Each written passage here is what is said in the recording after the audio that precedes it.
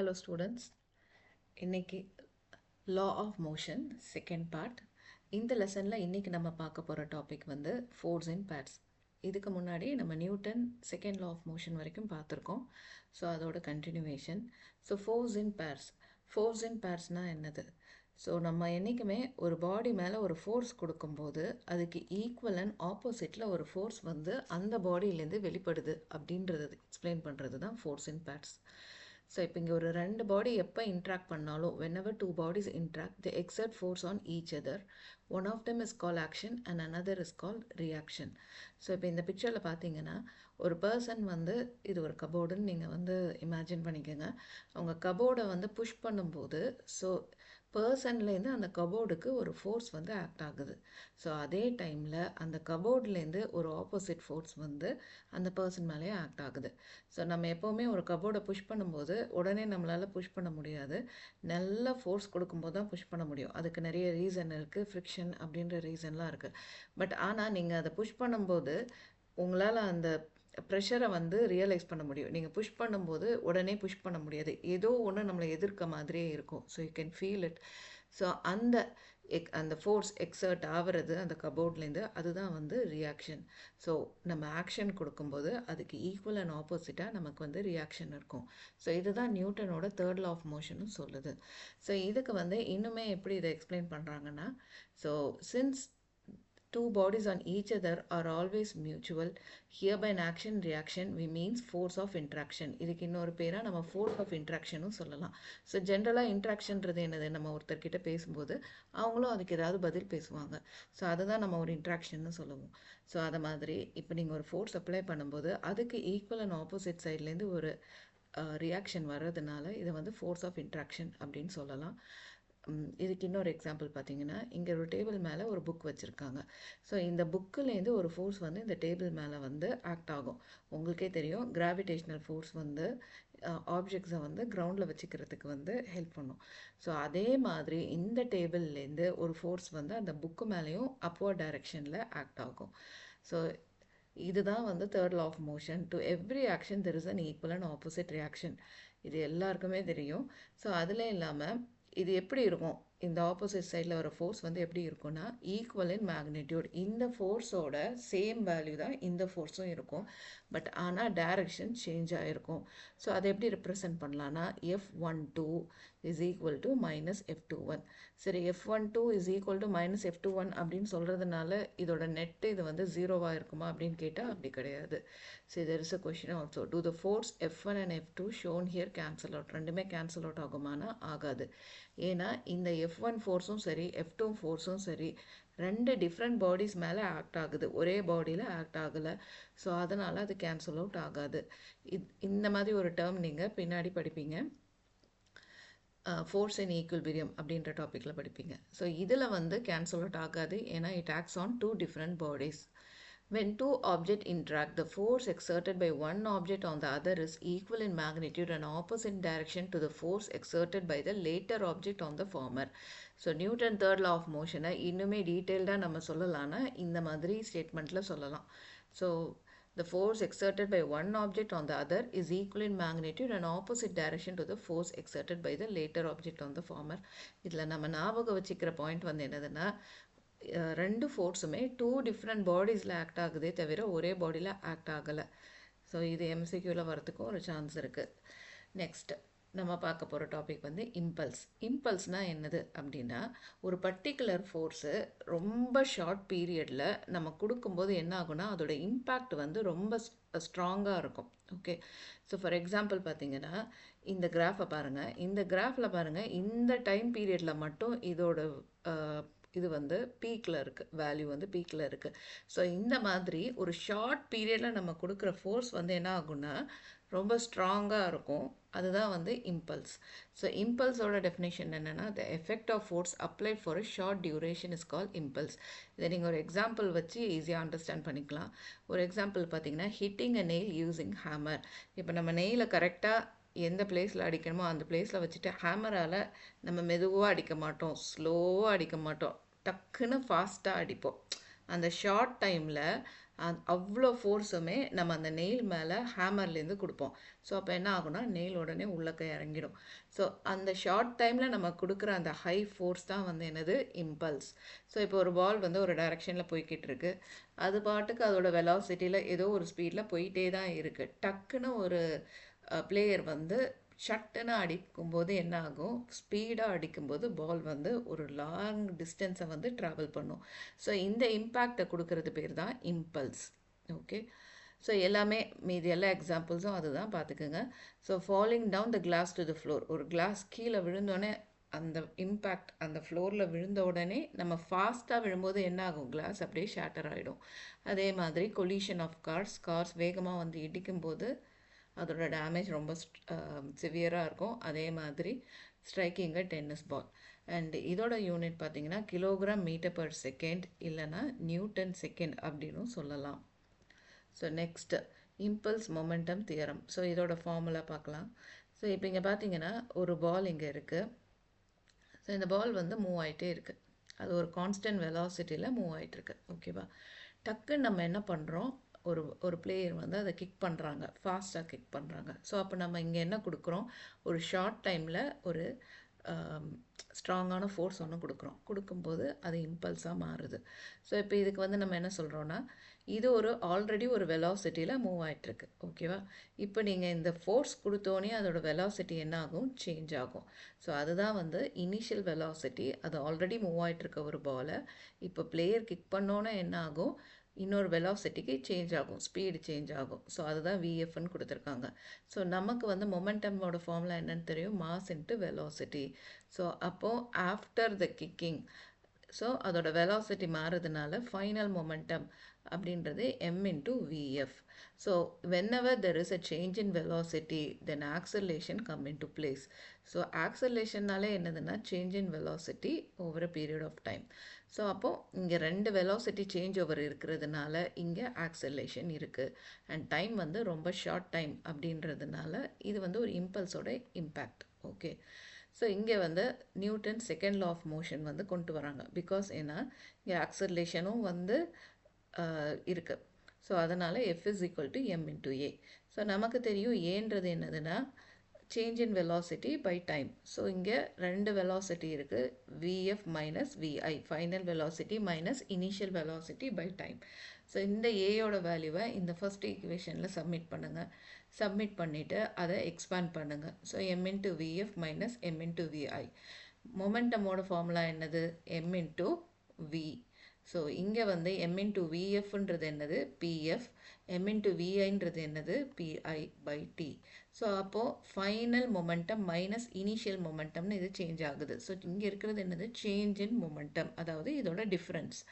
So அந்த டிஃப்ரென்ஸை நம்ம எப்படி வந்து ரெப்ரசன்ட் பண்ணலான்னா ட்ரையாங்கிள் மூலமாக தான் ரெப்ரசன்ட் பண்ண முடியும். அதேமாதிரி டைம்ன்றதும் வந்து என்னதுன்னா change in time. Okay, so delta P by delta T. So இப்போ இந்த டீயை இந்த சைட் கொண்டு வந்தோன்னா சேஞ்ச் இன் மொமெண்டமோட ஃபார்முலா என்னது, F into delta T. So change in மொமெண்டம்ன்றது தான் என்னது, இம்பல்ஸ். ஸோ இம்பல்ஸோட ஃபார்முலா என்னது, F into delta T. So இம்பல்ஸோட யூனிட் வந்து நியூட்டன் செகண்ட். ஸோ இந்த ஈக்குவேஷன் புரியலன்னா இன்னொரு தடவை வந்து இதை கோத்ரூ பண்ணுங்கள், உங்களுக்கு ஈஸியாக புரியும். செகண்ட் சாப்டரில் வந்து பேசிக்கான டேர்ம்ஸ் இருக்குது, what is velocity, what is speed, what is acceleration. So அது எல்லாமே வந்து உங்களுக்கு தரோவாக இருக்கணும். அப்படின்னா தான் நமக்கு வந்து இந்த டேர்ம்ஸ் வந்து ஈஸியாக புரியும், வெலாசிட்டினா என்ன, ஆக்சலேஷன்னா என்ன அப்படின்றது. ஸோ அதனால் செகண்ட் சாப்டர் வந்து கோத்ரூ பண்ணிக்கோங்க. அதில் ஏதாவது டிஃபிகல்ட்டி இருந்துச்சுன்னா கொஷின் ரைஸ் பண்ணுங்கள், இன்ஷால்லா நான் எக்ஸ்பிளைன் பண்ணுறேன். ஸோ நெக்ஸ்ட்டு வந்து இன்னொரு எக்ஸாம்பிள் பார்க்கலாம் இம்பல்ஸுக்கு. So example of impulse in everyday life. இப்போ வந்து கார் ஓட்டிகிட்ருக்கோம், நம்ம ஃபாஸ்ட்டாக ஓட்டிகிட்டு எங்கேயாவது போய் டக்குன்னு ஆக்சிடெண்ட் ஆகுது. அந்த ஃபாஸ்ட்டில் என்ன ஆகும், சேஃப்டிக்காக ஏர் பேக் வந்து நமக்கு வரும். ஸோ இது வந்து என்ன ஆகும்னா நம்ம ஃபாஸ்ட்டாக போய் இடிக்கும்போது ஏர் பேக் வந்து சேஃப்டிக்காக வெளியே வரும். ஸோ இங்கே என்ன ஆகுதுன்னா இந்த ஷார்ட் டைமில் இந்த இம்பேக்ட் வந்து என்ன ஆகும், நம்மளோட ஆக்சிடெண்ட் ஆகும்போது நமக்கு சிவியராக ப்ராப்ளம் வர்றதுக்கு நிறைய சான்ஸ் இருக்குது. ஸோ சிவியராக ஹர்ட் ஆகுறதுக்கு நிறைய சான்ஸ் இருக்குது. இதை ப்ரிவென்ட் பண்ணுறதுக்கு என்ன பண்ணுறாங்க, ஏர் பேக் வருது.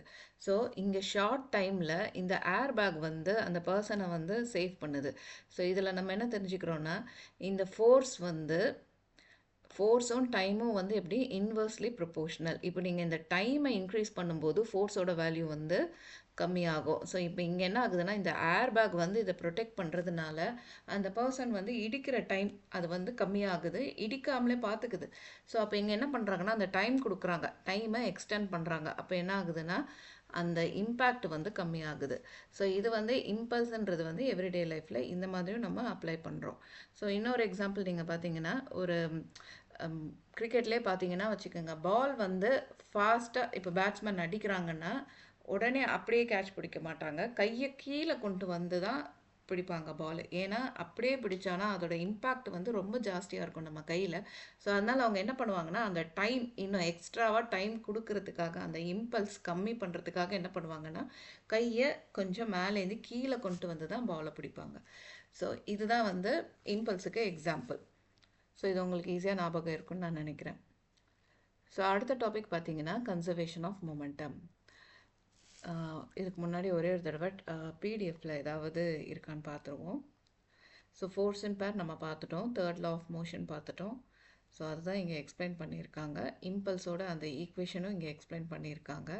இதை கோத்ரூ பண்ணுங்கள். அப்புறம் index question. So index question வந்து நீங்களாக கோத்ரூ பண்ணுங்கள். இன்ஷால்லா இதில் எதுவும் டவுட் இருந்துச்சுன்னா கேளுங்க. இப்போ ஒரு எக்ஸாம்பிளுக்கு இங்கே பாருங்கள், ஆக்ஷன் அண்ட் ரியாக்ஷன் இதில் என்னதுன்னு கேட்டிருக்காங்க. A man kicks a football. இப்போ இந்த இடத்துல வந்து ஃபுட்பால் இருக்குது, ஒரு மேன் வந்து கிக் பண்ணுறாங்க. ஸோ மேன் கிக் பண்ணலன்னா அந்த ஃபுட்பால் மூவ் ஆகுமான்னு கேட்டால் இல்லை. ஸோ அப்போ ஆக்ஷன் யார் கொடுக்குறாங்க, மேன் தான் கொடுக்குறாங்க. ஸோ அதோட ரியாக்ஷன் வந்து என்னது, ஃபுட்பால் மூவ் ஆகுது. ஸோ ரியாக்ஷன் வந்து எங்கேருந்து வருது, ஃபுட்பால்லேருந்து வருது. ஸோ அதுதான் ஆக்ஷன் ரியாக்ஷன். ஸோ இதை வந்து நீங்கள் வந்து கோத்ரூ பண்ணுங்கள். இதில் ஏதாவது டவுட் இருந்தால் கேளுங்க. அடுத்தது conservation of momentum. So conservation of மொமெண்டமில் வந்து நம்ம என்ன படிக்க போகிறோம்னா, ஸோ இது வரைக்கும் மொமெண்டம்னா என்னன்னு தெரிஞ்சுக்கிட்டோம், இம்பல்ஸ்னால் என்னன்னு தெரிஞ்சுக்கிட்டோம். ஸோ இப்போ conservation of momentum. If two bodies interact, the vector sum of their momenta remains unchanged, provided the force of mutual interaction is the only force acting on them. So இதில் என்ன நம்ம பண்ணுறோன்னா, இப்போது ரெண்டு பாடி இன்ட்ராக்ட் ஆகும்போது அந்த ரெண்டு மொமெண்டம் டுகெதராக இருக்கிறது, ஒவ்வொரு பாடியோட மொமெண்டமும் டுகெதராக நம்ம சம் பண்ணுறது தான் வந்து டோட்டல் மொமெண்டா அப்படின்னு சொல்கிறாங்க. ஸோ இப்போ ஃபார் எக்ஸாம்பிள் இந்த பிக்சரை பாருங்கள், உங்களுக்கு புரியும். ஸோ இதில் வந்து எப்படின்னா, இந்த பாட்டிலில் பார்த்தீங்கன்னா நிறைய பால்ஸ் இருக்குது, அது வந்து மூவ் ஆகிட்டுருக்கு, அதுதான் அந்த டயக்ராமில் ரெப்ரசன்ட் பண்ணுறாங்க. ஸோ இந்த பாட்டிலில் இருக்கிற டோட்டல் மொமெண்டான்றது வந்து என்னதுன்னா, இந்த ஈச் அண்ட் எவ்ரி பாலோட மொமெண்டமோட சம் தான் டோட்டல் மொமெண்டம். இது எப்போ சேஞ்ச் ஆகுனா, இதில் ஒரு எக்ஸ்டர்னல் ஃபோர்ஸ் வந்து ஆக்ட் ஆகிற வரைக்கும் டோட்டல் மொமெண்டம்ன்றது என்னதுன்னா, இந்த sum of each and every balls momentum. Okay, so external ஃபோர்ஸாக இப்போ வேறு ஏதாவது ஒரு ஃபோர்ஸை இதை நம்ம சேஞ்ச் பண்ணுறதுனால, ஷேக் பண்ணுறதுனால அப்போ அது வந்து சேஞ்ச் ஆகும். பட் அது வரைக்கும் இதுக்குள்ளே இருக்கிற சம் ஆஃப் த மொமெண்டம் தான் வந்து என்னது, டோட்டல் மொமெண்டம். அதுதான் இங்கே சொல்லியிருக்காங்க. So it's form a system. இந்த மாதிரி a number of bodies interacting with each other are said to be formed a system. So இன்னொன்று வந்து என்னதுன்னா, ஐசோலேட்டட் சிஸ்டம்னு ஒரு டேர்ம் கொடுத்துருக்காங்க. ஐசோலேட்டட் சிஸ்டம்னா என்னதுன்னா, the vector sum of the momentum of the body remains constant. This is called the law of conservation of momentum. So இதை தான் இங்கே வந்து law of கொடுத்துருக்காங்க. அதாவது ஐசோலேட்டட் சிஸ்டம்னா வந்து அந்த சிஸ்டமை எக்ஸ்டர்னலாக எந்த ஒரு இன்ட்ராக்ஷனுமே இருக்காது, ஒரு எஃபெக்ட் இல்லாமல் இருக்கும், அது பாட்டுக்கு இருக்கும், எந்த ஒரு அவுட் சைடோட ப்ரெஷரோ இல்லை எந்த ஒரு இதுவுமே இல்லாமல் இருக்கும். ஸோ அதோட டோட்டல் மொமெண்டா வெக்டார் சம் ஏன் அப்படி கொடுத்துருக்காங்கன்னா, டைரக்ஷன் இருக்கிறதுனால அந்த வெக்டார் சம்னு கொடுத்துருக்காங்க டேர்மில். Vector sum of the momentum of the bodies remain constant. So this is call law of conservation of momentum. So the total momentum of the bodies in an isolated system remain unchanged, but the momentum of individual bodies may change. இந்த point என்னதுன்னா, இப்போ total momentum of the பாடின்றது என்னதுன்னா, sum of all the individual momentum. Okay. But அது வந்து change ஆகும். ஏன்னா, உள்ளக்க இருக்க பால்ஸ் வந்து ஒண்ணுக்கு ஒண்ணு ஹிட் ஆகும்போது என்ன ஆகும்னா, எனர்ஜி ட்ரான்ஸ்ஃபர் பண்ணிக்கும். ஸோ, அதனால அதோட மொமெண்டம் வந்து சேஞ்ச் ஆவறதுக்கு நெறைய சான்ஸ் இருக்கு. பட் ஆனா, டோட்டலா பார்த்தீங்கன்னா, அந்த மொமெண்டம் வந்து சேமா தான் இருக்கும். Sum of everything. ஸோ, இண்டிவிஜுவலா மொமெண்டம் சேஞ்ச் ஆகுறதுக்குள்ள ஆப்ஷன் இருந்தாலும், ஸோ இப்போ இந்த பாலோட ஹிட் ஆகும்போது என்ன ஆகும்னா, இதோட எனர்ஜி இதுக்கும், இதோட எனர்ஜி இதுக்கும் ட்ரான்ஸ்ஃபர் ஆகும். பட் ஆல் டுகெதர் டோட்டலா பார்த்தீங்கன்னா, எல்லாமே இந்த சம் ஆஃப் த மொமெண்டம் தான். அதுதான் இந்த பாயிண்ட்ல எக்ஸ்பிளைன் பண்ணியிருக்காங்க. Okay, then it is applicable in wide range of phenomena such as collisions, explosion, nuclear reaction, radioactive decay. So இதெல்லாம் எதுக்கு யூஸ் ஆகும் அப்படின்னு பார்த்தீங்கன்னா, இந்த மாதிரி கொலிஷன் எக்ஸ்ப்ளோஷனுக்கு. இப்போ உள்ளக்க இருக்கிற பாடி வந்து ஃபாஸ்ட்டாக மூவ் ஆகிட்டே இருக்குதுன்னு வச்சுக்கோங்களேன். ஸோ அப்போ அது என்ன ஆகும்னா, ஒரு எனர்ஜியை வந்து அது உள்ளக்கே ப்ரொடியூஸ் பண்ணிக்கிட்டே இருக்கும். ஸோ அப்போ அது என்ன ஆகும், டக்குன்னு ஒரு பர்டிகுலர் பாயிண்ட் ஆஃப் இதில் வந்து அப்படியே வெடிச்சிரும். ஓகே, அந்த கான்செப்ட் தான் எக்ஸ்ப்ளோஷன், இந்த பாம்ஸு, நியூக்ளியர் ரியாக்ஷன் அதிலலாம் வந்து யூஸ் பண்ணுறாங்க. ஸோ அப்போ அது அந்த இது எக்ஸ்ப்ளோட் ஆகும்போது என்ன ஆகும்னா, it releases immense amount of energy. அந்த எனர்ஜியை வந்து இங்கே வந்து கேப்சர் பண்ணி நம்மளோட அப்ளிகேஷன்ஸ்க்கு அவங்க யூஸ் பண்ணிக்கிறாங்க. ஸோ இந்த கான்செப்ட் தான் இங்கே யூஸ் ஆகுது. Okay, fine. அந்த இதை இங்கே எக்ஸ்பிளைன் பண்ணுறாங்க எப்படின்னு பார்ப்போம். இப்போ இங்கே ஒரு பாடி இருக்குது, இங்கே ஒரு பால் இருக்குதுன்னு வச்சுக்கோங்க. ஸோ இது வந்து ஆல்ரெடி வந்து இதோட மாஸ் m1, இதோட மாஸ் m2. ஸோ இது ஆல்ரெடி ஒரு இனிஷியல் வெலாசிட்டியில் இருக்குது, u1 u2. ஆல்ரெடி அது வந்து மூவ் ஆகிட்டுருக்கு. இப்போ u2 இந்த பால் இப்போ இந்த பாட்டிலுக்குள்ளேயே இது நடக்குதுன்னு வச்சுக்கோங்க. இது ஒரு வெலாசிட்டியில் மூவ் ஆகுது, இது ஒரு வெலாசிட்டியில் மூவ் ஆகுது. அப்படின்னா ஒரு ஸ்பீடில் அது மூவ் ஆகிட்டுருக்கு. ஸோ ஃபார் எக்ஸாம்பிள் இப்போ இங்கே வந்து இந்த u1 வெலாசிட்டி வந்து u2வை விட ஜாஸ்தியாக இருக்குதுன்னு வச்சுக்கோங்க. அப்போ என்ன ஆகும்னா, இந்த u1 வந்து ஏதோ ஒரு பர்டிகுலர் பாயிண்டில் வந்து இந்த u2வோட வந்து கொலைட் ஆகும், இடிக்கும். ஓகேவா? ஸோ கொலைட் ஆகும்போது என்ன ஆகும்னா, இந்த m1லேருந்து ஒரு ஃபோர்ஸ் வந்து இந்த m2க்கு வந்து கிடைக்கும். ஓகே, ஸோ அப்போ என்ன ஆகும்னா, அந்த கொலைட் ஆகுறதுனால இதோட ஸ்பீடு வந்து சேஞ்ச் ஆகும். இந்த ரெண்டு பாலோட ஸ்பீடு சேஞ்ச் ஆகும். ஸோ ஸ்பீடுன்னும் போது வெலாசிட்டி சேஞ்ச் இருக்குது. ஸோ u1லேருந்து இதுக்கு வந்து v1 மாறும், u2லேருந்து இது v2க்கு மாறும். ஸோ இப்போ இங்கே பார்த்தீங்கன்னா, இந்த f1 வந்து m2ல ஆக்ட் ஆகுறதுனால என்ன ஆகுது, v1 நமக்கு கிடைக்குது, u1லேருந்து v1. அதே மாதிரி கொலைட் ஆகும்போது இந்த பால் m2ஓட வெயிட்டில் இருக்கிறது ஒரு ஃபோர்ஸ் வந்து இங்கே எக்ஸர்ட் ஆகும். ஸோ இப்போ நம்ம இது ஈஸியாகவே நம்ம பார்க்கலாம். இப்போது ரெண்டு பால் இருக்குதுன்னு வச்சுக்கோங்க. ரெண்டு பாலை ரெண்டு ஆப்போசிட் டைரக்ஷன்லேருந்து பர்சன் வந்து கிக் பண்ணுறாங்க. ஒரு பர்டிகுலர் டைமில் அந்த ரெண்டு பாலுமே வந்து மோதிட்டு என்ன ஆகும், ஒரு ஃபோர்ஸில் பின்னாடி போகும். அது நீங்கள் நான் ஈஸியாக நோட் பண்ணியிருப்பீங்க. நம்ம வந்து விளையாடுற நிறைய ஆப்ஜெக்ட்ஸில் அந்த இது இருக்குது. ஸோ இந்த மாதிரி இந்த ஃபோர்ஸ் அப்போ அந்த ஸ்பீட் வந்து சேஞ்ச் ஆகும். அண்டு இதுதான் வந்து என்னது, இம்பல்ஸ். இங்கே ஏன் இம்பல்ஸ்ன்றதுனா, ஷார்ட் பீரியட் ஆஃப் டைமில் வந்து இதோட வெலாசிட்டி வந்து சேஞ்ச் ஆகுது டியூ டு கொலிஷன். ஸோ இப்போ இனிஷியலாக இதோட மொமெண்டம் எப்படி இருக்குன்னா, மொமெண்டமோட ஃபார்முலாவாக மறக்கக்கூடாது, mass into velocity. So initial momentum என்னவாக இருக்குது, m1 இன்ட்டு u1. ஸோ இங்கே m2ஓட இனிஷியல் மொமெண்டம் என்னவாக இருந்தது, m2 into u2. Okay, so after collision என்ன ஆகுது, அதோட வெலாசிட்டி சேஞ்ச் ஆகுது. So m1 into v1 momentum வந்து சேஞ்ச் ஆகுது. ஸோ இப்போ ஃபைனல் மொமெண்டம் என்ன ஆகுது, இந்த பாடிக்கு m1ன்ற பாடிக்கு m1 v1 ஆகுது. இந்த பாடியோட ஃபைனல் மொமெண்டம் என்ன ஆகுது, m2 v2 ஆகுது. ஸோ ஆப்வியஸ்லி இங்கே சேஞ்ச் இன் வெலாசிட்டி நடக்குது. ஸோ இந்த ஈக்குவேஷனை எப்படி எழுதலாம் அப்படின்னு பார்த்தீங்கன்னா, ஆல்ரெடி நமக்கு தெரியும் சேஞ்ச் இன் மொமெண்டம்ன்றது என்னது, f இன்ட்டு t. ஸோ இங்கே வந்து மொமெண்டம் சேஞ்ச் ஆஃப் m1, இதோட சேஞ்ச் வந்து என்னது, இந்த ஃபோர்ஸ்னால் நடக்கிறதுனால f2 இன்ட்டு t. அண்ட் இந்த சேஞ்ச் ஆஃப் மொமெண்டம் ஆஃப் இந்த பால் m2ஓட பாலோடது எப்படின்னா, இந்த ஃபோர்ஸ்னால் நடக்கிறதுனால f1 into t. Okay, so இது வந்து f2 இன்ட்டு t எப்படின்னா, இந்த m1 மேலே f1 ஃபோர்ஸ், அதே மாதிரி இங்கே வந்து m2 பால் மேலே இந்த ஃபோர்ஸ் ஆக்டுறதுனால f1, இங்கே வந்து f2 into t. Okay, so இந்த சேஞ்ச் இன் மொமெண்டம்ன்றது என்னது அப்படின்னா, உங்களுக்கே தெரியும், m1 பாலில் என்ன சேஞ்ச் நடந்தது, m1 into v1 minus m1 into u1. Okay, so u1ன்ற வெலாசிட்டி v1ஆக சேஞ்ச் ஆகுது. ஸோ எப்போவுமே வந்து final velocity minus initial velocity. Okay, so அதே மாதிரி இந்த m2 பால் மேலே இருக்கிற சேஞ்ச் இன் மொமெண்டம் என்னது, m2 into v2 minus m2 into u1. So நமக்கு 2 ஈக்குவேஷன் கிடச்சிருக்கு. ஸோ இந்த 2 ஈக்குவேஷனுமே நம்ம ஆட் பண்ணுறோம். ஸோ ஆட் பண்ணும்போது இதில் காமனாக t இருக்குது, டீயை வெளியே எடுத்துட்டோம், f1 ப்ளஸ் f2 இது இன்சைட் த ப்ராக்கெட்டில் இருக்குது. ஸோ இதை வந்து இங்கே குரூப் பண்ணுங்கள், m1 v1 minus m1 u1. அதே மாதிரி இங்கே ப்ளஸ் போட்டு எடுக்கிறோம். ஸோ இதில் வந்து இந்த 1 இருக்கிறது எல்லாமே ஒரு பக்கமாகவும் 2 இருக்கிறது எல்லாமே இன்னொரு பக்கமாகவும் நீங்கள் சேஞ்ச் பண்ணிக்கோங்க.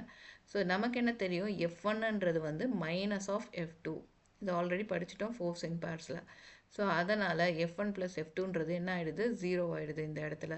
ஸோ இங்கே வந்து ஆல்ரெடி 1 அண்ட் இது இங்கே இருக்கிறதுனால இதை அப்படியே இந்த சைட் கொண்டு வாங்க, லெஃப்ட் ஹேண்ட் சைடில் m1 into u1 plus m2 into u2 is equal to m1 into v1 plus m2 into v2. So இதுதான் வந்து conservation of momentum formula. Okay, so இதை நம்மளோட பிடிஎஃப்லேயுமே பார்க்கலாம். அதுதான் இங்கே எக்ஸ்பிளைன் பண்ணியிருக்காங்க. Okay, fine. ஸோ நான் கொடுத்தது கொஞ்சம் டீட்டெயில்டாக இருக்குது, இதில் வந்து கொஞ்சம் இதாக கொடுத்துருக்காங்க. ஸோ ஃபார்முலா என்னது, m1 into u1 plus m2 into u2 is equal to m1 into v1 plus m2 into v2. Okay, fine. So இந்த கன்சர்வேஷன் ஆஃப் மொமெண்டம் எந்த நம்மளோட ரியல் டைம் அப்ளிகேஷனுக்கெல்லாம் வந்து யூஸ் ஆகுது அப்படின்னு பார்த்தீங்கன்னா, recoil of gun, collision, explosion of a bomb, rocket propulsion. So உங்களுக்கே தெரியும், உள்ளக்க வந்து ஒரு இது வந்து கொலைட் ஆகிட்டே இருக்கும்போது ஒரு பர்டிகுலர் டைமில் பிரேக் ஆகும்போது ரிலீஸ் ஆஃப் எனர்ஜி வந்து ஜாஸ்தியாக இருக்கும். ஸோ அதே தான் இப்போ இங்கே இந்த பால் பாருங்கள், எக்ஸாம்பிளுக்கு இந்த பால் வந்து ஒரு வெலாசிட்டியில் மூவ் ஆகிட்டுருக்கு, இந்த பால் இன்னொரு வெலாசிட்டியில் மூவ் ஆகிட்டுருக்கு. இந்த ரெண்டுமே ஒரு பர்டிகுலர் டைமில் கொலைட் ஆகும்போது அதோட வெலாசிட்டியும் சேஞ்ச் ஆகுது, அதோட டைரக்ஷனும் சேஞ்ச் ஆகுது. ஓகே, ஸோ ரீகாயில் ஆஃப் கன் அப்படின்னா என்னதுன்னா, இப்போ நீங்கள் வந்து கன் வந்து நல்லா நோட்டீஸ் பண்ணியிருப்பீங்க, நிறைய படத்தில் நம்ம பார்த்துருப்போம். புல்லட்டை வந்து அவங்க ஷூட் பண்ணும்போது என்ன ஆகுனா, புல்லட் வந்து இந்த சைட் போகும். ஆனால் இந்த கன் வந்து என்ன ஆகுனா, ஒரு சின்ன பீரியடுக்கு அப்படி ரிவர்ஸ் டைரக்ஷனில் போகும். இது நல்லா நோட் பண்ணி இருப்பீங்க. ஸோ இந்த இம்பேக்ட் வந்து எவ்வளோ தூரம் இருக்குமோ அந்த இம்பேக்ட்டுக்கு ஏற்ற மாதிரி இது ஆப்போசிட் டைரக்ஷனில் மூவ் ஆகும். ஓகே, ஸோ அதே மாதிரி இந்த எக்ஸ்ப்ளோஷன் ஆஃப் அ பாம் இது வந்து எப்படின்னா, இந்த உள்ளக்க இருக்கிற அந்த பார்ட்டிக்கல் வந்து ஆக்ட் ஆகும்போது என்ன ஆகும்னா, இது வந்து எக்ஸ்ப்ளோர்ட் ஆகும். ஏன்னா உள்ளக்க இருக்கிறது வந்து கொலைட் ஆகும், எனர்ஜி வந்து அது உள்ளக்கே வந்து பில்டப் ஆகும். ஒரு பர்டிகுலர் டைமில் இது வந்து என்ன ஆகும், எக்ஸ்ப்ளோர்ட் ஆகும். ஸோ எக்ஸ்ப்ளோர்ட் ஆகும்போது இந்த பீசஸ் வந்து என்ன ஆகும்னா, இது ஒரு டைரக்ஷனில் போச்சுன்னா இதோட ஆப்போசிட் டைரக்ஷனில் தான் இந்த பீஸ் போகும். இப்போ இது 4 பீசஸாக வந்து கட் ஆச்சுன்னா அது வந்து எப்படின்னா, ஒன்று போகும்போது அதோட ஆப்போசிட் டைரக்ஷனில் தான் இன்னொரு பீஸ் போகும். ஓகே, ஸோ அதுதான் இதில் நம்ம அண்டர்ஸ்டாண்ட் பண்ணிக்க வேண்டியது. ஆக்ஷன் ஒரு சைடில் இருக்கும்போது ரியாக்ஷன் இன்னொரு சைடில் இருக்கும் மாதிரி ஃபோர்ஸ் இன் பேர்ஸ் இந்த சைடு அப்வர்ட் டைரக்ஷனில் ஒன்று போச்சுன்னா டவுன்வர்ட் டைரக்ஷனில் ஒன்று போகும், இந்த சைடில் போகும்போது இதுக்கு ஏற்ற மாதிரி இங்கே ஒன்று போகும். ஸோ அதுதான் இதில் எக்ஸ்பிளைன் பண்ணியிருக்காங்க. இப்போ உங்கள் பிடிஎஃப்பில் பார்ப்போம், இன்னும் கொஞ்சம் டீட்டெயில்டாக சொல்லியிருப்பாங்க. ஸோ ரீகாயிலிங் ஆஃப் கன் இது எக்ஸாம்பிளோடு சொல்லியிருக்காங்க. இது ஒரு சம்மில் கேட்பாங்க, அதனால இந்த ஃபார்முலாவை பார்த்துக்குங்க. ஸோ இந்த ரீகாயிலிங் ஆஃப் கன்னில் வந்து பாருங்கள், when a bullet is fired from a gun, the gun recoils. கன் என்ன ஆகும், ரிவர்ஸ் டைரக்ஷனில் அந்த ஃபோர்ஸை வந்து எக்ஸர்ட் பண்ணும். So the velocity v2 of the recoil of the gun can be found by using the law of conservation of momentum. So அது எவ்வளோ தூரத்துக்கு வந்து ரிவர்ஸ் டைரக்ஷனில் போகுதுன்றதை ஈஸியாக நம்ம லா ஆஃப் கன்சர்வேஷன் ஆஃப் மொமெண்டமில் கண்டுபிடிச்சிடலாம். So let M be the mass of the bullet, small M being fired from the gun of mass m. So கன்னோட மாசு கேபிட்டல் எம், ஏன்னா அது வந்து வெயிட் ஜாஸ்தியாக இருக்கும், புல்லட்டோட வெயிட் கம்மியாக இருக்கும், அதனால் லோயர் கேஸில் கொடுத்துருக்காங்க. If v1 is the velocity of the bullet, then momentum will be said to be conserved. நமக்கு ஆல்ரெடி தெரியும் m into v1 plus m2 into v2 is equal to 0. So அந்த இதில் இங்கே கொண்டு வராங்க. ஸோ m into v1 இங்கே வச்சுட்டு minus mv2. So v2 value கண்டுபிடிக்கணுன்னா இங்கே v2 மட்டும் லெஃப்ட் ஹேண்ட் சைடில் வச்சுட்டு மீதி எல்லாமே ரைட் ஹேண்ட் சைடில் மூவ் பண்ணுங்கள், you will get this formula. So இந்த நெகட்டிவ் சைன் இதில் எதுக்கு காமிக்கிறாங்கன்னா, இது வந்து ஆப்போசிட் டைரெக்ஷனில் அந்த கன்று மூவ் ஆகுது அப்படின்றத ரெப்ரசன்ட் பண்ணுறதுக்கு தான் இந்த நெகட்டிவ் சைன். ஓகே, ஸோ அதே மாதிரி கொலிஷன்றது வந்து இப்போ தான் நம்ம பார்த்தோம். இப்போ இங்கே பாருங்கள், எக்ஸாம்பிளுக்கு வந்து ஒரு கேரம் போர்ட்லேயே நம்ம பார்த்தோன்னா ஸ்ட்ரைக்கர் வச்சு நம்ம அந்த காயினை நம்ம எந்த அளவுக்கு ஃபாஸ்ட்டாக அடிக்கிறோமோ அந்த அளவுக்கு ஃபாஸ்ட்டாக அந்த காயின் வந்து மூவ் ஆகும். அந்த ஸ்ட்ரைக்கருமே வந்து என்ன ஆகும்னா பின்னாடி ரிவர்ஸில் வரும். அப்படியே போயிட்டு அங்கேயே நிற்காது. நம்ம வந்து ஃபாஸ்ட்டாக அடிக்கும்போது ரிவர்ஸில் வரும். ஓகே. ஸோ அதே தான் சேம் இது வந்து பில்லியார்ட் பால்ஸ்லையுமே இருக்குது. ஓகே. ஸோ இன்னும் ஒரு 2 எக்ஸாம்பிள் அதையும் பார்த்துட்டு நம்ம வந்து இந்த சம்மை பார்க்கலாம். So explosion of a bomb. Explosion of a bomb பார்த்தீங்கன்னா the bomb rest initially which explode into 2 fragments. அது வந்து 2 ஃப்ராக்மெண்ட்டாக பிரிஞ்சாலும் 4 ஃப்ராக்மெண்ட்ஸாக பிரிஞ்சாலும் 8 பீஸாக பிரிஞ்சாலும் அதோட டைரக்ஷன் பார்த்தீங்கன்னா ஆப்போசிட் சைடில் தான் இருக்கும். Okay. So A and B இப்போ ரெண்டாக பிரியுதுன்னு வச்சுக்கோங்க. So momentum of the bomb was 0 before the explosion. உள்ளக்க வந்து மொமெண்டம் 0. அண்ட் அதே மாதிரி அது வந்து என்ன ஆகும்னா வெளியே ஆஃப்டர் த எக்ஸ்ப்ளோஷனும் அது என்ன ஆகும், மொமெண்டம் வந்து 0வாக இருக்கும். அது 0 ஆகுறதுக்கு அது என்ன பண்ணணும்னா ஆப்போசிட் டைரக்ஷனில் வந்து அது ஃப்ளை ஆகும். ஸோ அப்போ என்ன ஆகும், ஈக்குவலாகவும் ஆப்போசிட் டைரக்ஷனில் போகிறதுனால that will become 0. So if the masses of the two fragments are equal, the velocity of the two fragment will also be equal in magnitude. So அந்த 2 ஃப்ராக்மெண்ட்டோட பீஸ் வந்து சேம் மாஸில் உடஞ்சா அதோட வெலாசிட்டியும் equal. Okay. So இதுதான், அதாவது before explosion 0 இருந்தாலும் after the explosion வந்து 0 ஆகுறதுக்கு அது என்ன ஆகும், ஆப்போசிட் டைரக்ஷனில் தான் வந்து அந்த பாம் வந்து எக்ஸ்ப்ளோட் ஆகும். அதுதான் வந்து இந்த பிக்சரில் கொடுத்துருக்காங்க. இந்த இது இந்த சைட் போகும்போது இது இந்த சைட் போகும். இது ஈக்குவல் மாஸ்ன்னு அவங்க சொல்லலை. ஒருவேளை இது ஈக்குவல் மாஸாக இருந்துச்சுன்னா இந்த வெலாசிட்டி இந்த ஸ்பீடுமே வந்து எப்படி இருக்கும்னா ஈக்குவலாக இருக்கும். இப்போ இந்த சின்ன பீஸ் வந்து ஈஸியாக ஃபாஸ்ட்டாக போகும், இந்த பெரிய பீஸ் அதை விட கொஞ்சம் ஸ்லோவாக தான் போகும். பட் அதுவே சேமாக அது பிரிஞ்சிச்சுன்னா அது வந்து எப்படி இருக்கும், ஈக்குவல் வெலாசிட்டியில் அது வந்து பிரேக் ஆகும் அப்படின்றத இதில் எக்ஸ்பிளைன் பண்ணியிருக்காங்க. ஸோ நீங்கள் வந்து எப்போவுமே படிக்கும்போது அதோட இமேஜை வச்சு ரிலேட் பண்ணி படிங்க. உங்களால் ஈஸியாக வந்து அந்த கான்செப்டை வந்து ஞாபகம் வச்சுக்க முடியும். ஓகே. ஸோ ராக்கெட் ப்ரொபல்ஷன் இதுலேயுமே வந்து யூஸ் ஆகுது. ஸோ ராக்கெட் ப்ரொபல்ஷனில் பார்த்தீங்கன்னா ஓகே, இந்த ராக்கெட் ப்ரொபல்ஷனில் பாருங்கள் என்ன ஆகும்னா, சரி ராக்கெட் உள்ளக்க வந்து அந்த சிலிண்டரில் வந்து கேஸ் இருக்கும். ஓகே. ஸோ அதில் வந்து அவங்க என்ன பண்ணுவாங்கன்னா அது ஃபயர் ஆகும்போது என்ன ஆகும்னா அதில் பில்டப் ஆகிற ப்ரெஷர்னால கேஸஸ் வந்து என்ன ஆகும், ஃபயர் வந்து கீழே ரிலீஸ் ஆகும். ஆனால் அதோட ஆப்போசிட் டைரக்ஷனில் வந்து ராக்கெட் வந்து மேலே மூவ் ஆகும். ஸோ இதுலேயுமே அதே கான்செப்ட் தான் இருக்குது. ஓகே. ஸோ இதில் வேறு என்ன எக்ஸ்ட்ராவாக என்ன சொல்லியிருக்காங்கன்னா, due to their high pressure these gases escape from the nozzle at a high velocity and provide தர்ஸ்ட்னா அப்வர்ட் டைரக்ஷனில் அந்த ஃபோர்ஸ் கொடுக்கறதுனால rocket go upward due to the conservation of momentum. ஏன் உள்ளக்க இருக்கிற திங்ஸ் எல்லாமே கொலைட் ஆகி அது வந்து எனர்ஜியை வந்து ப்ரொடியூஸ் பண்ணுது. அதனால தான் அந்த ஒரு இம்பேக்ட் வந்து கொடுக்க முடியுது. ஓகே. ஸோ நெக்ஸ்ட் இதோட இன்னுமே இதில் வந்து ஒரு இது கொடுத்துருக்காங்க. So escaping per second if M is the mass of the rocket. So எம்ன்றது வந்து ராக்கெட்டோட மாஸ் ஜாஸ்தின்றதுனால கேபிட்டலைஸ் பண்ணியிருக்காங்க. M is the mass of the gas escaping per second small M with the velocity V. So இது எல்லாமே ஸ்மாலில் கொடுத்துருக்காங்க. So the change in momentum of the gas in T seconds வந்து என்னது, எம் இன்ட்டு வி. நமக்கே தெரியும் மொமெண்டம்ன்றது M V and with respect to டைம்ன்றதுனால D. Okay. So அதே மாதிரி if the increase in velocity of rocket in t second is v, அது capital வியில் கொடுத்துருக்காங்க. So the increase in its momentum is equal to m into v. So நம்மளோட conservation of momentum நமக்கு என்ன தெரியும், m into u1 plus m into v1 அந்த இது இங்கே apply பண்ணும்போது mvt. ஸோ இந்த கேஸோட அதோட மொமெண்டம் ப்ளஸ் இந்த ராக்கெட்டோட momentum is always equal to 0. So நமக்கு வந்து இதில் வந்து v/t இங்கே வச்சுட்டு மீதி v/tன்றது ஆக்சலரேஷன், அது இங்கே வச்சுட்டு மீதியெல்லாம் இந்த சைட் மூவ் ஆகும்போது என்ன ஆகுது, minus mv/m. Okay fine. So that is the rocket move with an acceleration. அதோட ஆக்சலேஷன் எப்படி கண்டுபிடிக்கலாம்னா வெலாசிட்டி பை டைம் தான் ஆக்சலேஷன். ஸோ v/tயை இந்த சைடு வச்சுட்டு மீதியெல்லாம் இந்த சைட் மூவ் ஆகும்போது மைனஸ் mv/m. ஓகே. ஸோ இப்போ என்ன பண்ணணும்னா இந்த v இங்கே வச்சுக்கணும், mv இங்கே வச்சுட்டு மீதியெல்லாம் இந்த ஆப்போசிட் டைரெக்ஷனில் மூவ் பண்ணுங்கள். அதுக்கப்புறம் t இந்த சைட் கொண்டு வாங்க, அவ்வளோதான். So a is equal to என்னது, மைனஸ் mv/m. ஸோ ராக்கெட் வந்து எந்த ஃபாஸ்டில் மூவ் ஆகுது அப்படின்றத வந்து இந்த ஃபார்முலாவில் ஈஸியாக கண்டுபிடிக்க முடியும். ஓகே. ஸோ இது எல்லாமே வந்து என்னதுன்னா கன்சர்வேஷன் ஆஃப் மொமெண்டமோட அப்ளிகேஷன். ஓகே, அதுதான் நம்ம அண்டர்ஸ்டாண்ட் பண்ணிக்கணும். ஸோ இது நம்மளோட ரியல் டைப்பில் நம்ம எப்படி வந்து அப்ளை பண்ணுறோம். ஸோ இது எல்லாமே படிக்கிறது எதுக்குன்னா ஹியூமன் பீயிங்க்கு வந்து எப்படி நம்ம அதை யூஸ் பண்ணிக்க முடியும் அப்படின்றத பார்க்குறதுக்காக தான். ஸோ இந்த மாதிரி ஸ்டடீஸ் வச்சு தான் அவங்க ஈஸியாக கண்டுபிடிக்கிறாங்க, கால்குலேட் பண்ணுறாங்க. ராக்கெட் வந்து எவ்வளோ ஃபாஸ்ட்டாக போகும் அப்படின்றதெல்லாம் இந்த ஃபார்முலாஸ் வச்சு தான் கால்குலேட் பண்ணுறாங்க. Okay, fine. ஸோ இங்கே ஒரு சம் கொடுத்துருக்காங்க, அதை பார்க்கலாம். இதில் வந்து இப்போ பார்த்தீங்கன்னா 2 trolleys each of mass m coupled together are moving with initial velocity. So இங்கே வந்து என்னென்னா 2 trolley with same mass. Okay, 2 மாஸுமே என்னது m okay, are moving with initial velocity. அது ஒரு ஆல்ரெடி ஒரு ஸ்பீடில் வீன்ற ஸ்பீடில் போயிட்டுருக்கு.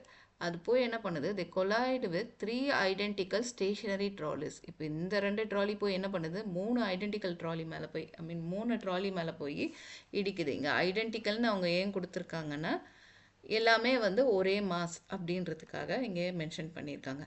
And continue moving in the same direction, அதே டைரக்ஷனில் தான் போகுது. ஸோ கொலைட் ஆனோன்னே என்ன ஆகும், ஆப்வியஸ்லி வெலாசிட்டி சேஞ்ச் ஆகும். So what will be the velocity of the trolleys after the impact அப்படின்னு கேட்டிருக்காங்க. ஓகே, ஸோ இப்போ இதுக்கு வந்து பாருங்கள், இப்போ இங்கே 2 ட்ராலி இருக்குது, அதோட மாஸ் m இன்ட்டு m எல்லாமே ஐடென்டிக்கல்ன்றதுனால அதோட மாஸ் வந்து சேம் தான். ஸோ இப்போ இங்கே வந்து என்ன ஆகுது, வெலாசிட்டி இந்த டைரெக்ஷனில் போயிட்டுருக்கு. இது போய் கொலைட் ஆகி இப்போ என்ன ஆகும், மொத்தமாக 5 ட்ராலியுமே என்ன ஆகும், இந்த டைரெக்ஷனில் மூவ் ஆகுது. அப்போ இங்கே நம்ம கொலைட் ஆகுறதுனால என்ன ஆகுதுன்னா அதோட இனிஷியல் வெலாசிட்டி ஒரு ஸ்பீடில் போயிட்டுருக்கோம்ல, அது வந்து கண்டிப்பாக சேஞ்ச் ஆகும்ல. ஸோ அந்த வெலாசிட்டி என்னது அப்படின்னு கேட்குறாங்க. ஓகே, ஸோ ஃபஸ்ட்டு வந்து பார்த்தோன்னா let v be the velocity of the trolleys, v dash be the trolleys after the impact. So before collision வந்து நமக்கு இங்கே பார்த்தோன்னா என்ன இருக்கும், மொமெண்டம்ன்றது மாஸ் இன்ட்டு வெலாசிட்டி. அந்த ஃபார்முலா தான் திருப்பி திருப்பி ரிப்பீட் பண்ணுறாங்க, மறக்கக்கூடாது. So 2 ட்ராலின்றதுனால 2 m into v. Okay, அதே ஆஃப்டர் கொலிஷன் வந்து என்ன ஆகுதுன்னா வெலாசிட்டி சேஞ்ச் ஆகுது. ஸோ இங்கே v டேஷ் போட்டிருக்காங்க. இது ஏன் 5 அப்படின்னு பார்த்தீங்கன்னா கொலைட் ஆனோன்னா இது 5மே சேர்ந்து தான் மூவ் ஆகுது. So 5 mv dash. Okay, so நமக்கு தெரிஞ்சது வந்து என்னது, law of conservation of momentum. Momentum before collision is equal to momentum after collisions. அப்படின்னா 2mv is equal to 5mv dash. Okay, அவங்க என்ன கேட்குறாங்க, ஆஃப்டர் கொலிஷனுக்குள்ளே வெலாசிட்டி என்னன்னு கேட்குறாங்க. அப்போ இந்த v டேஷ் மட்டும் ஒரு சைடில் வச்சுட்டு மீதி எல்லாத்தையுமே இந்த சைட் கொண்டு வாங்க. m காமனாக இருக்கிறதுனால கேன்சல் ஆகிடும். ஸோ இதோட வேல்யூ எப்படி இருக்குன்னா 2/5 இன்ட்டு v. ஓகே, இது புரிஞ்சிச்சா? அவ்வளோதாம்மா அந்த டாப்பிக்கில் இருக்குது. கன்சர்வேஷன் ஆஃப் மொமெண்டமில் வந்து இவ்வளோ தான் இருக்குது. ஸோ நம்ம அடுத்து பார்க்க போகிற டாபிக் வந்து என்னதுன்னா equilibrium of concurrent forces. Okay, இதில் நம்ம என்ன பார்க்க போகிறோன்னா a number of forces acting simultaneously at a point are called concurrent forces. ஒரே இடத்துல நம்பர் ஆஃப் ஃபோர்ஸஸ் ஒரே இடத்துல ஆக்ட் ஆகுறது, சைமல்டேனியஸாக ஆக்ட் ஆகும்போது, சைமல்டேனியஸ்னால் ஒரே டைமில் ஆக்ட் ஆகுறதுனா அதுதான் வந்து கன்கரண்ட் ஃபோர்ஸஸ். அந்த ஃபோர்ஸஸ் வந்து எப்போ ஈக்குவல் பிரியமாக இருக்கும்னா அந்த எவ்வளோ ஃபோர்ஸ் வந்து அந்த பர்டிகுலர் பாயிண்டில் ஆக்ட் ஆகுதோ அதோட சம் டோட்டலாக 0வாக இருக்கும்போது அது ஈக்குவல் பிரியமில் இருக்குதுன்னு சொல்கிறோம். ஓகே, ஸோ நம்ம எப்போ ஒரு விஷயம் பேலன்ஸ்டாக இருக்குது அப்படின்னு சொல்லுவோம். இப்போ 2 சைடில் நம்ம 2 இது வைக்கிறோம், அது எப்போ பேலன்ஸ்டாக இருக்குதுன்னா ரெண்டுமே ஈக்குவலாக இருக்கும்போது தான் அது பேலன்ஸ்டாக இருக்கும். ஓகே, ஸோ இது வந்து எப்படி நமக்கு வந்து கன்கரண்ட் ஃபோர்ஸஸ் எப்போ ஈக்குவல் பிரியமாக இருக்குன்னா அந்த டோட்டல் சம் ஆஃப் ஃபோர்ஸ் வந்து ஈக்குவல் டு 0வாக இருக்கும்போது அது வந்து கன்கரண்ட் ஃபோர்ஸ் ஈக்குவல் பிரியமில் இருக்குதுன்னு அர்த்தம்.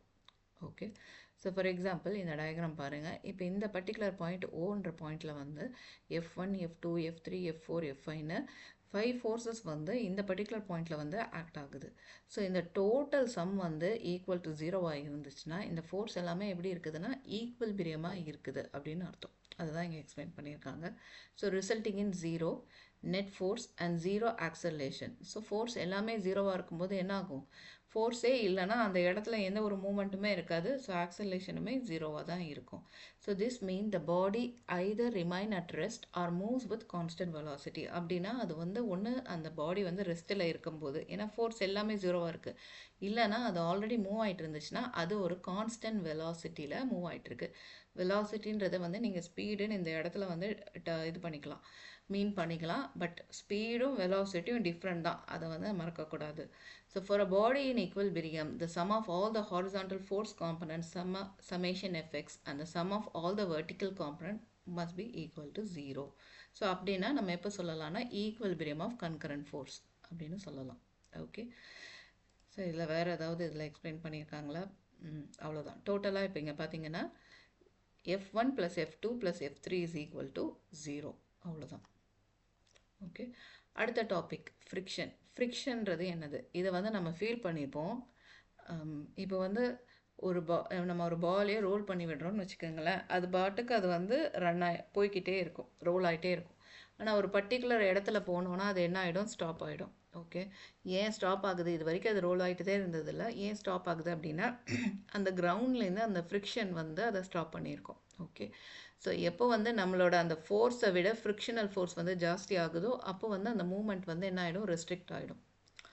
இதை நம்ம நிறைய இதில் பார்த்துக்கலாம். வண்டி ஓட்டிகிட்டு இருக்கும்போது நம்ம ரோட்லேயே பார்த்திங்கன்னா நிறைய பம்ப்ஸ் க்ரியேட் பண்ணியிருப்பாங்க, ஸ்பீட் பிரேக்கர்ஸ். எதுக்காக அப்படின்னா அந்த ஸ்பீடை வந்து கம்மி பண்ணுறதுக்காக. ஸோ அப்போ இங்கேருந்து ஒரு ஃப்ரிக்ஷன் வந்து அதில் ஆக்ட் ஆகும்போது என்ன ஆகுது? ஸ்பீடு வந்து கம்மி ஆகுது. Okay, so we know that some force acting on the ball is responsible for this change in its momentum. ஏன்னா இதோட மொமெண்டமும் சேஞ்ச் ஆகுது, வெலாசிட்டி சேஞ்ச் ஆகுறதுனால மொமெண்டமும் சேஞ்ச் ஆகுது. ஸோ எப்போவுமே மொமெண்டம்ன்ற ஒரு டேர்ம் வந்தாலே ஞாபகம் வச்சுக்கோங்க, mass into velocity. Okay, so அதுக்கப்புறமா வெலாசிட்டி சேஞ்ச் ஆகுறதுனால இங்கே மொமெண்டம் சேஞ்ச் ஆகுது. Such a force is called frictional force. Okay, so இதனால் என்ன ஆகுனா, whenever bodies in contact tend to move with respect to each other, the force of the friction which has to be overcome when we push or pull a body horizontally along the floor to change its position.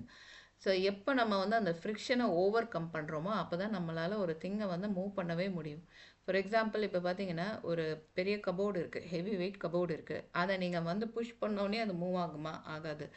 ஏன் resist பண்ணுது அப்படின்னு பார்த்தீங்கன்னா friction, அந்த கிரவுண்ட்லேருந்து friction வந்து resist பண்ணும், சீக்கிரமாக move பண்ண விடாது. ஆனால் அது எப்போ மூவ் ஆகும்? நம்ம கொடுக்குற அந்த ஃபோர்ஸ் வந்து அந்த ஃப்ரிக்ஷனல் ஃபோர்ஸை விட அதிகமாக நம்ம வந்து ஃபோர்ஸ் கொடுக்கும்போது அந்த கபோர்டு வந்து மூவ் ஆகும்.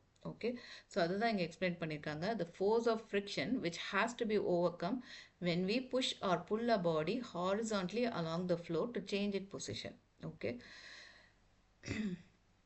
and force of friction நம்ம எப்படின்னு சொல்லலாம்னா contact force, always acting along the surface in a direction opposite to that of the motion of the body. நம்ம எந்த சைடில் வந்து புஷ் பண்ணுறோமோ அதோட ஆப்போசிட் டைரக்ஷனில் தான் வந்து இந்த ஃப்ரிக்ஷனல் ஃபோர்ஸ் வந்து ஆக்ட் ஆகும். ஓகே, ஸோ இதனால் வந்து wear and tear, it causes wear and tear and it is responsible for loss of mechanical energy. நம்ம கொடுக்குற அந்த புஷ்னால அது என்ன ஆகும்? எனர்ஜி லாஸ் ஆகிறதுக்கு நிறைய சான்ஸ் இருக்குது. So due to the friction that we are able to walk, நம்ம வந்து கிரவுண்டில் நடக்கும் போதுமே நம்ம வந்து நம்ம காலால் அந்த ஏர்த்தில் வந்து ஃப்ரிக்ஷன் அதை இது பண்ணி தான் நம்மளால் நடக்க முடியுது. அதே மாதிரி drive vehicles and stop moving vehicles. Okay, so friction வந்து நம்ம லைஃப் டைமில் அது நெசசரியான ஒரு விஷயம்தான். ஓகே, பட் அந்த ஃப்ரிக்ஷனுமே நம்மளால் ஈஸியாக ஓவர் கம் பண்ணி போக முடியும் அப்படின்ற ஒரு பாயிண்ட்டும் நமக்கு தெரியணும். ஸோ இங்கே பார்த்தீங்கன்னா இந்த ஃபோர்ஸ், இந்த கிரவுண்டில் வந்து ஒரு ஃபோர்ஸ் வந்து ஆக்ட் ஆகுது. ஸோ இப்போ இந்த இது எப்போ மூவ் ஆகும்னா இந்த ஃப்ரிக்ஷனல் ஃபோர்ஸை விட நம்ம புல் பண்ணுற ஃபோர்ஸ் வந்து ஜாஸ்தியாக இருக்கும்போது இந்த பாடி வந்து ஈஸியாக மூவ் ஆகிடும். ஓகே, ஸோ இதில் வந்து 2 டைப் ஆஃப் ஃப்ரிக்ஷன் இதில் எக்ஸ்பிளைன் பண்ணியிருக்காங்க, static and kinetic friction. Static friction அப்படின்றது என்னதுன்னா, it is the force that resist the start of the motion. ஒரு பொருளை நம்ம வந்து மூவ் பண்ணுறதுக்கு முன்னாடி ஒரு ஃப்ரிக்ஷன் நம்ம வந்து ஃபீல் பண்ணுவோம்ல, அதுதான் ஸ்டாட்டிக் ஃப்ரிக்ஷன். எது ஸ்டேஷ்னரியாக அந்த பொருளை மூவ் பண்ணாமல் அப்படியே வச்சுருக்கிற அந்த ஃப்ரிக்ஷன் தான் வந்து ஸ்டாட்டிக் ஃப்ரிக்ஷன். ஸோ இந்த ஸ்டாட்டிக் ஃப்ரிக்ஷனை நம்ம எப்படி ஓவர் கம் பண்ண முடியும்னா, நம்ம கொடுக்குற அந்த ஃபோர்ஸ் வந்து இந்த ஃப்ரிக்ஷன் ஃபோர்ஸை விட ஜாஸ்தி ஆகும்போது அது ஸ்டாட்டிக் ஃப்ரிக்ஷன்லேருந்து என்ன ஆகும்? மூவ் ஆக ஆரம்பிக்கும். பட் ஸ்டில் அந்த பாடியில் ஒரு ஃப்ரிக்ஷன் இருக்க தான் செய்யும். அந்த ஃப்ரிக்ஷன் பேர் என்னது? Kinetic friction. ஸோ இனிஷியலாக அந்த பாடியை நம்ம மூவ் பண்ணுறதுக்கு ஸ்ட்ரகிள் பண்ணும்போது ஒரு ஃப்ரிக்ஷன் இருக்கும்ல, அது வந்து என்னது? ஸ்டாட்டிக் ஃப்ரிக்ஷன், ஸ்டேஷ்னரியாக வச்சுக்கிறதுக்குள்ள ஃப்ரிக்ஷன். அதே அந்த பாடியை நம்ம மூவ் பண்ணதுக்கப்புறமாவும் இந்த கிரவுண்டில் ஒரு ஃப்ரிக்ஷன் வந்து இருக்கும். அந்த ஃப்ரிக்ஷன் பேர் என்னது? Kinetic friction. கைனெட்டிக்ன்றது வந்து மூமெண்ட் அப்படின்றத நம்ம ஞாபகம் வச்சுக்கணும். ஓகே, ஸோ ரோலிங் ஃப்ரிக்ஷன் அப்படின்றது என்னதுன்னா, இங்கே இப்போ வீல்ஸ் அந்த மாதிரி யூஸ் பண்ணும்போதும் இந்த கிரவுண்ட் வந்து ஒரு ஃப்ரிக்ஷனை எக்ஸிபிட் பண்ணும். ஆனால் இந்த ஃப்ரிக்ஷன் வந்து எப்படி இருக்கும்னா, இந்த இப்போ நம்ம இதை புஷ் பண்ணும்போது ஒரு ஃப்ரிக்ஷன் கிடைக்கல, அதை விட இது கம்மியாக தான் இருக்கும். ஏன்னா because of the shape of the wheel. Okay, அது ரவுண்டாக இருக்கிறதுனால ஈஸியாக மூவ் ஆகிடும். ஆனால் அந்த ஃப்ரிக்ஷன் வந்து எப்படி இருக்கும்? ஃப்ரிக்ஷன் இருக்க தான் செய்யும். அது கம்மியாக இருக்கும். ஓகே, இப்படி தள்ளுறதுக்கும் இந்த மாதிரி ஒரு வீல் வச்சு தள்ளுறதுல எது ஈஸின்னு உங்களுக்கே தெரியும். ஸோ வீல் வச்சு தள்ளும்போது என்ன ஆகும்னா ரோலிங் ஃப்ரிக்ஷன் வந்து இந்த பாடியில் ஆக்ட் ஆகும். ஓகே. ஓகே, இங்கே உங்கள் பிடிஎஃப்பில் பாருங்கள், நான் இப்போ உங்களுக்கு டெஃபினேஷன் மட்டும்தான் எக்ஸ்பிளைன் பண்ணியிருக்கேன். இதில் ஈக்குவேஷனோட கொடுத்துருக்காங்க. இந்த ஈக்குவேஷன் மட்டும் பார்த்துட்டு இன்றைக்கி இந்த லெசனை முடிச்சிடலாம். ஸோ அதே தான் இங்கே டயக்ராம்லேயும் இருக்குது. ஸோ இப்போ இந்த இதில் பார்த்தீங்கன்னா இந்த ஸ்டாட்டிக் ஃப்ரிக்ஷன், இந்த ரெஸ்ட்டிலேருந்து நம்ம அந்த பாடியை மூவ் பண்ணுறதுக்கு இந்த ஃப்ரிக்ஷன் பாருங்கள் எவ்வளோ தூரம் நம்ம கொடுக்குறோன்னு. இது வந்து நம்மளோட எக்ஸ்டர்னல் ஃபோர்ஸ். இந்த வந்து ஃபோர்ஸை வந்து நம்ம புஷ் பண்ண என்ன ஆகும்னா இந்த பாடி வந்து அப்படியே அந்த ஃப்ரிக்ஷனோட போராடிக்கிட்டே இருக்கும். ஒரு பர்டிகுலர் பாயிண்டில் அந்த ஸ்டாட்டிக் ஃப்ரிக்ஷனை தாண்டி, ஸ்டாட்டிக் ஃப்ரிக்ஷனோட மேக்ஸிமம் வந்து இவ்வளோ தான். இதை தாண்டி நம்ம புஷ் பண்ணும்போது என்ன ஆகும், பாடி வந்து மூவ் ஆக ஆரம்பிச்சிடும். ஸோ மூவ் ஆகும்போது என்ன ஆகும்னா அது கைனெட்டிக் ஃப்ரிக்ஷனுக்குள்ளே வந்துடும். ஆல்ரெடி அது மூவ் ஆகிட்டு இருக்கிறதுனால கைனெட்டிக் ஃப்ரிக்ஷன் வந்து லேசாக தான் இருக்கும். ஸோ இனிஷியலாக இருக்கிற ஃப்ரிக்ஷன் எப்போவுமே ஜாஸ்தியாக இருக்கும். ஸோ ஸ்டாட்டிக் ஃப்ரிக்ஷன் எப்போவுமே எப்படி இருக்கும், ஜாஸ்தியாக தான் இருக்கும். ஸோ இப்போ ஸ்டாட்டிக் ஃப்ரிக்ஷனை வந்து நம்ம வந்து எஃப்எஸ்ன்னு வச்சுக்கலாம். நம்ம கொடுக்குற புஷ் ஃபோர்ஸை வந்து எஃப் எக்ஸ்டர்னல்னு வச்சுக்கலாம். ஓகே, ஸோ இதோட வேல்யூ வந்து எப்போ இருக்குன்னா இந்த ஸ்டாட்டிக் ஃப்ரிக்ஷனோட மேக்ஸிமம் வேல்யூவை நம்ம தாண்டும் போது எக்ஸ்டர்னல் ஃப்ரிக்ஷன், நம்ம கொடுக்குற ஃப்ரிக்ஷன் தாண்டும் போது அது கைனெட்டிக் ஃப்ரிக்ஷனுக்கு மூவ் ஆகிடும். அண்ட் கைனெட்டிக் ஃப்ரிக்ஷன் எப்போவுமே எப்படி இருக்குன்னா ஸ்டாட்டிக் ஃப்ரிக்ஷனை விட கம்மியாக தான் இருக்கும். ஸோ இதில் வந்து எப்படின்னா எக்ஸ்பெரிமெண்டல் ஃபேக்ட், ஆல்ரெடி அந்த ஃபேக்ட் வந்து அவங்க வந்து ப்ரூவ் பண்ண ஒரு இது தான்.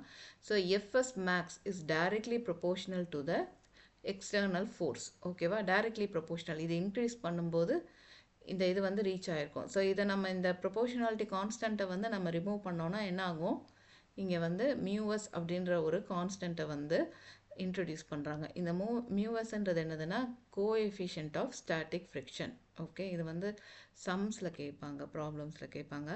So FS is equal to F extension for FS is lesser than FS max. எப்போ அது வந்து ஈக்குவலாக இருக்குன்னா இந்த மேக்ஸிமம்மை விட அந்த ஃபோர்ஸ் வந்து கம்மியாக இருக்கும்போது இந்த எக்ஸ்டர்னல் ஃபோர்ஸும் இதோட வேல்யூவும் சேமாக தான் இருக்கும். ஸோ மேக்ஸிமம்மை ஜாஸ்தி பண்ணும்போது தான் இந்த இஎக்ஸ்டி வேல்யூ வந்து வேரி ஆகும். ஓகே, ஸோ எஃப்எஸ்ன்றது வந்து it is always lesser then mu s into FN. Okay,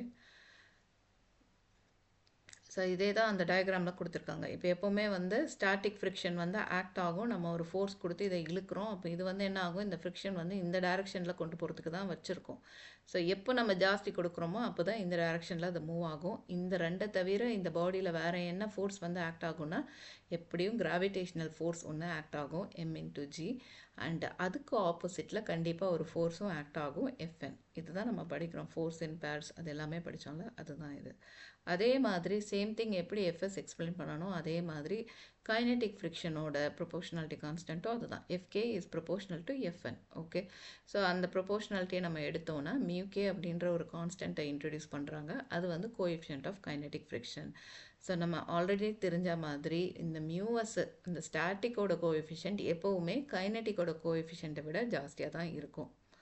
okay, and இந்த வேல்யூ வந்து எப்போவுமே வேரி ஆகும். It depends on the material. Because வந்து roughness of the surface, cleanliness, temperature, humidity, இதுக்கு ஏற்ற மாதிரி அந்த ஃப்ரிக்ஷனல் வேல்யூஸும் சேஞ்ச் ஆகும். ஓகே, ஸோ அதை பேஸ் பண்ணி இங்கே 2 சம் இருக்குது. இதையும் நீங்கள் ஈஸியாக பார்க்கலாம், பார்த்தா ஈஸியாக புரிய தான் செய்யும். ஸோ இதை ஒரு தடவை கோத்ரூ பண்ணிவிட்டு வாங்க. நான் நெக்ஸ்ட் கிளாஸ் வந்து இந்த ப்ராப்ளம்ஸ்லேருந்தே எடுக்கிறேன் இன்ஷால்லா. ஸோ ரோலிங் ஃப்ரிக்ஷனோட ப்ராப்பர்ட்டி என்ன, இதை நீங்கள் படித்தாலும் புரியும். நான் வந்து நெக்ஸ்ட் கிளாஸில் இதோடையே சேர்த்து எக்ஸ்பிளைன் பண்ணுறேன். ஓகே, இன்ஷால்லா. இதில் வேறு எதுவும் டவுட் இருந்தால் கேளுங்க. Any question please message me. Okay, thank you very much.